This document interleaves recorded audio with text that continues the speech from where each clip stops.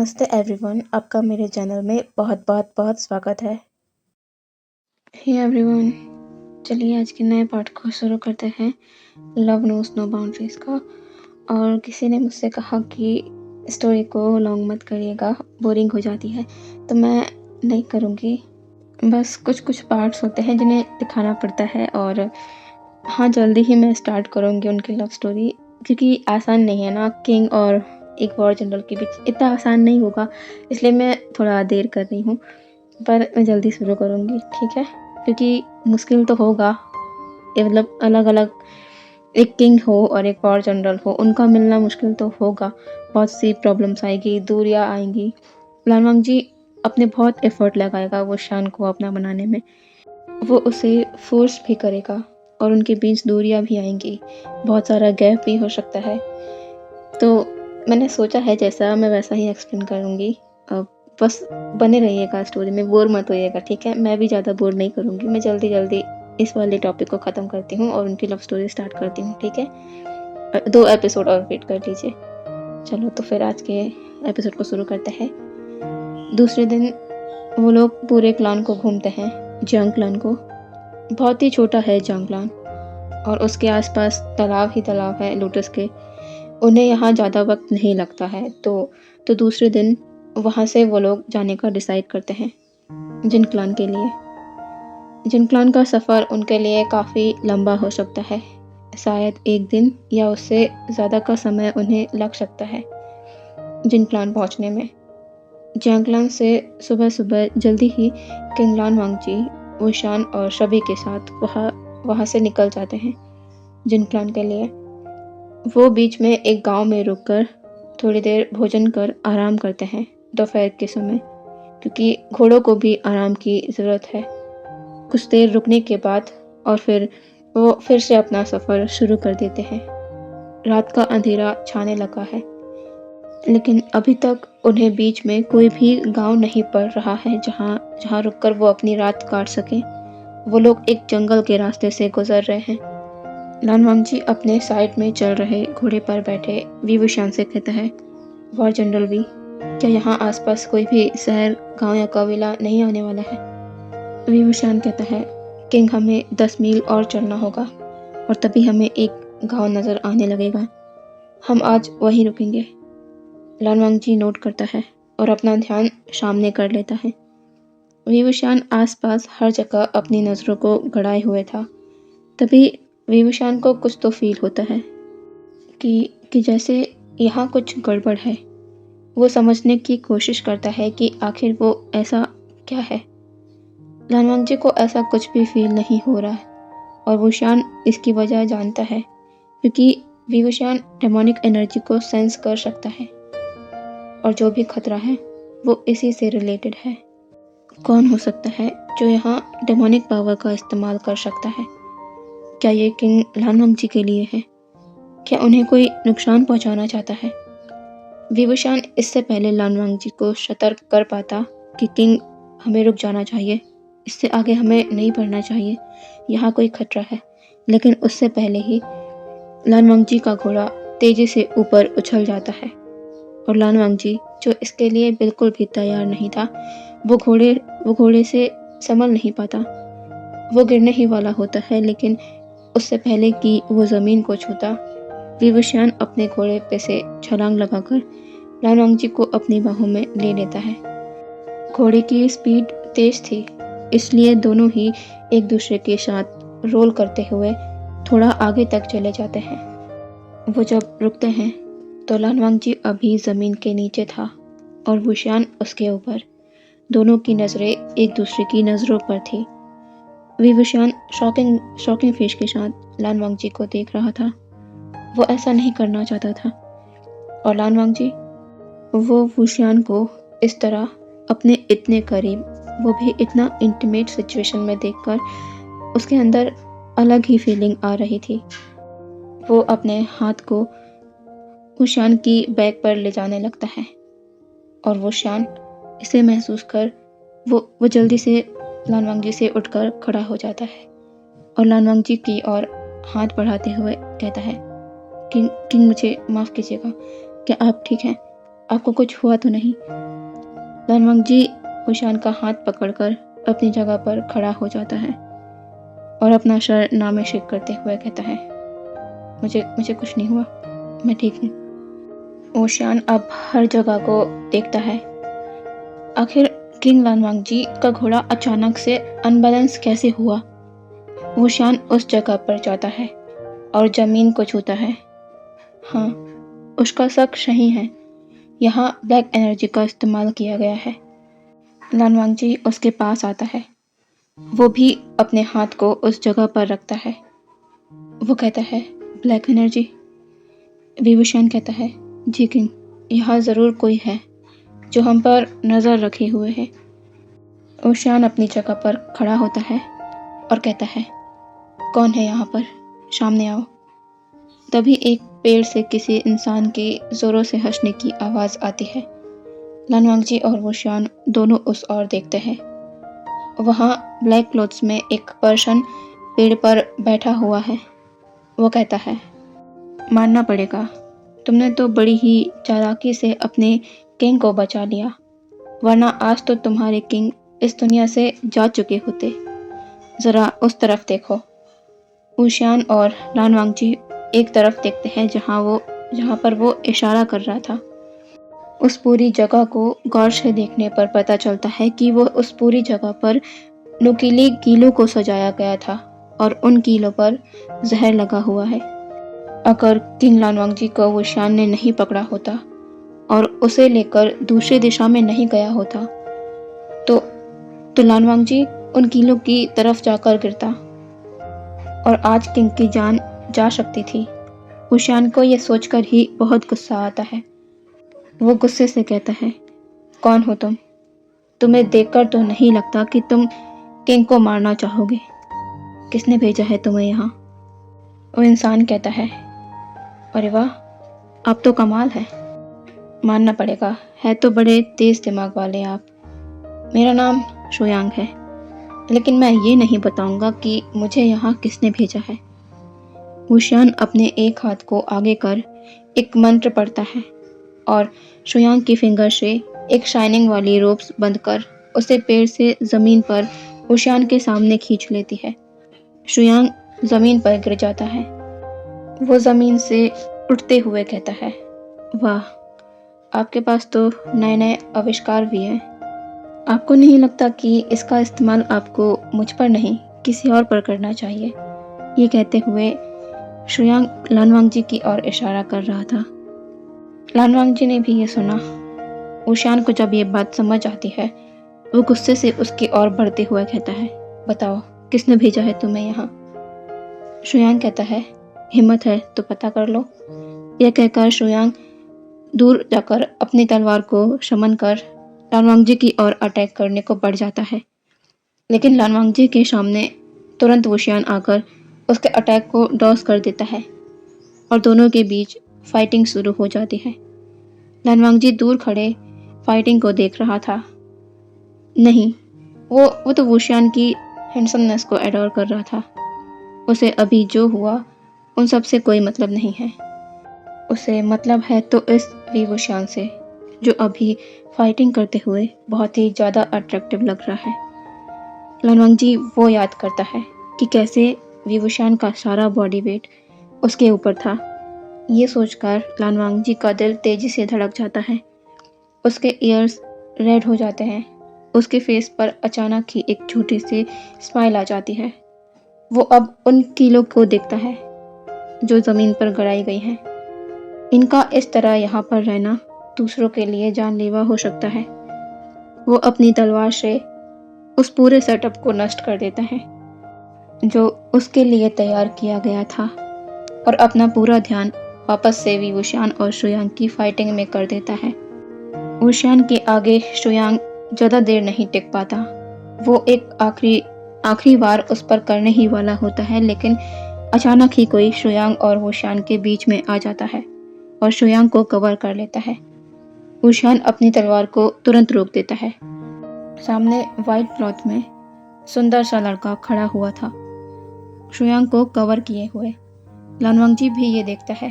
वो आगे ऊशियान के पास आ जाता है। ऊशान कहता है, कौन हो तुम, हटो मेरे सामने से। वह इंसान कहता है, कृपया इसकी जान मत लीजिए, इसे माफ़ कर दीजिए, वो आगे से ऐसा कुछ भी नहीं करेगा। ऊशान कहता है, माफ़ी नहीं, उसे मौत की सज़ा होगी। उसने किंग को मारने की ज़रूरत की है। तुम्हें लगता है मैं उसे छोड़ दूंगा? हटो सामने से। वो इंसान अपने घुटनों पर आ जाता है और कहता है, नहीं, उसे कुछ मत करिए। शुयांग कहता है, शाओ शिनचैन, तुम ये क्या कर रहे हो, जाओ यहाँ से। उसका नाम शाओ शिनचैन था, जो शुयांग के सामने था। लान वांगजी सब कुछ नोटिस कर रहा था। शाओ शिनचैन कहता है, शुयांग, तो मेरी बात मानते क्यों नहीं? मैंने कहा था उनकी बातों में मत लगो। शाओ शिनचैन अब वी वुशान को देखता है और कहता है, आप जानना चाहते हैं ना कि किंग पर हमला करने की साजिश किसकी थी? वो जिन्स और वेंस हैं, जो किंग लान वांगजी को किंग की गद्दी पाने के लिए मारना चाहते थे। शुयांग बस उनका मोहरा है। वो उनके बस कुछ एहसानों में दबकर ये सब कुछ कर रहा है। उसकी ये मजबूरी है। कृपया उसे छोड़ दीजिए, मैं उसे यहाँ से कहीं दूर ले जाऊँगा। वो कभी किंग को नुकसान नहीं पहुँचाएगा।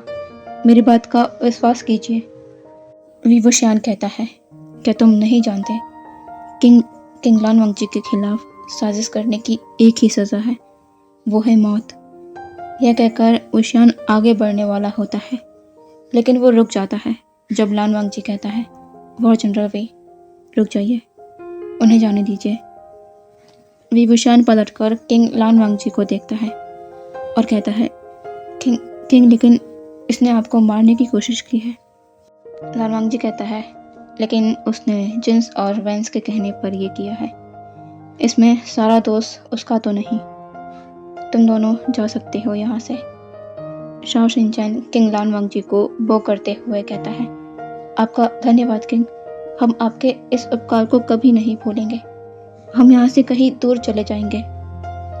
लान वांगजी कहता है, ठीक है, और वापस से जिन क्लान मत जाइएगा, वरना अभी तो मैंने अपने वॉर जनरल को रोक लिया है, लेकिन आगे क्या होगा उसका जवाब मैं नहीं दे सकता। ये कहकर लान वांगजी वी वुशान को देखता है। वी वुशान अपनी नज़रों को सामने कर लेता है। लान वांगजी इस सिचुएशन में भी वी वुशान से फ्लर्ट करने से पीछे नहीं हट रहा। शाओ शिनचैन शुयांग को अपने सहारे से खड़ा करता है। शुयांग लान वांगजी को बो करते हुए कहता है, मुझे माफ़ कर दीजिए किंग, और आपका बहुत बहुत धन्यवाद। लान वांगजी नोट करता है। वो दोनों वहाँ से चले जाते हैं। वी वुशान कहता है, किंग, हमें उसे ऐसे नहीं जाने देना था। आपने नहीं देखा कितना जानलेवा जाल बिछा रखा था उसने। अगर आपको कुछ हो जाता तो? लान वांगजी वुशान को देखता है और कहता है, तो क्या वॉर जनरल वी? वैसे आपने उन दोनों को देखा? आपको क्या लगता है उन्हें देखकर कि उनके बीच क्या रिश्ता हो सकता है? क्या वो भाई हैं? नहीं, क्योंकि उनका पहला नाम तो अलग है। तो क्या वो दोस्त है? या फिर क्या ऐसा हो सकता है कि वो उस रिश्ते में हो? क्या आप समझ रहे हैं वॉर जनरल वी कि मैं किस रिश्ते की बात कर रहा हूँ? वी वुशान लान वांगजी की बात को समझ चुका था कि वो किस ओर इशारा कर रहे हैं। वो कुछ नहीं कहता।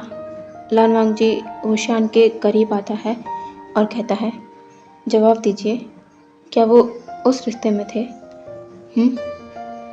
आप तो हर बात को समझ जाते हैं ना, तो बताइए। वी वुशान बात को बदलते हुए कहता है, किंग, अब हमें जिन क्लान और वेन क्लान नहीं चलना चाहिए, हमें वापस लान क्लान चलना चाहिए, और मास्टर लान और राजकुमार लान शिनचैन को इन सब के बारे में खबर देनी चाहिए। जिन और वेन क्लान जाना अभी सही नहीं होगा। हो सकता है कोई और नई साजिश सोचकर बैठे हों वो लोग। लान वांगजी कहता है, ठीक है, लेकिन अभी सभी को आराम की ज़रूरत है और रात का सफ़र करना सही नहीं होगा। हमें उसी गांव वापस चलना होगा जहां हम रुके हुए थे। सुबह जल्दी ही लान क्लान के लिए हम उस गांव से निकल जाएंगे। विभूषण कहता है, जी किंग। लानवांग जी अपने वाइट कलर के घोड़े को देखता है। वो उसके पास आ जाता है। वो देखता है कि उसका एक पैर जख्मी है। अब वो अपने इस घोड़े पर सफ़र नहीं कर सकता। उसे इलाज की ज़रूरत होगी। विभूषण भी ये देखता है। लानवांग जी कहता है, वॉर जनरल वी, आप जितने भी सैनिक हैं उनके साथ उस गांव पर पहुंचिए। मैं यहीं रुकूंगा। मेरे घोड़े को हील होने की ज़रूरत है। मैं आज उसे ट्रीट करने के बाद कल उस गांव में आऊँगा। फिर हम वहाँ से ही गूसों के रास्ते निकल जाएंगे। विभूषण कहता है, किंग आप ये क्या कह रहे हैं? आपको यहाँ से जाना चाहिए। मैं यहाँ पर रुकता हूँ। लानवांग जी कहता है, वॉर जनरल वी, मैंने जो कहा है उसे करिए। यह कहकर लानवांग जी इंटेंस नज़रों से वुशान को देखता है और कहता है, शायद मेरी बातों को नकारना या उन्हें ना मानना आपकी आदत बन गई है। मैं सही कह रहा हूँ ना? कुछ दिन से यही तो होते आ रहा है। पर ये मत भूलिए कि मैं आपका किंग हूँ और मेरी बातों को मानना आपका फ़र्ज़ है। इसलिए मैंने जो कहा है वो करिए। विभूषण कुछ नहीं कह पाता। हाँ, ये बात सही है कि वो लानवांग जी की कुछ बातों को नकारते आ रहा है, लेकिन वो बातें उसके वॉर जनरल की ड्यूटीज़ में नहीं आती थी। वो लानवांग जी की अलग फीलिंग थी। उनके लिए वुशान किसी भी तरह मान नहीं सकता था। लेकिन आज जो उसकी ड्यूटी है किंग लानवांग जी की सुरक्षा, उसके लिए किंग लानवांग जी इतनी सख्ती से अपना आदेश दे रहे हैं। विभूषण कहता है, किंग मैं यहाँ। लेकिन लानवांग जी बीच में ही उसकी बात को काटते हुए कहता है, वॉर जनरल वी, क्या आपको पता है किंग की बात ना मानने की क्या पनिशमेंट हो सकती है?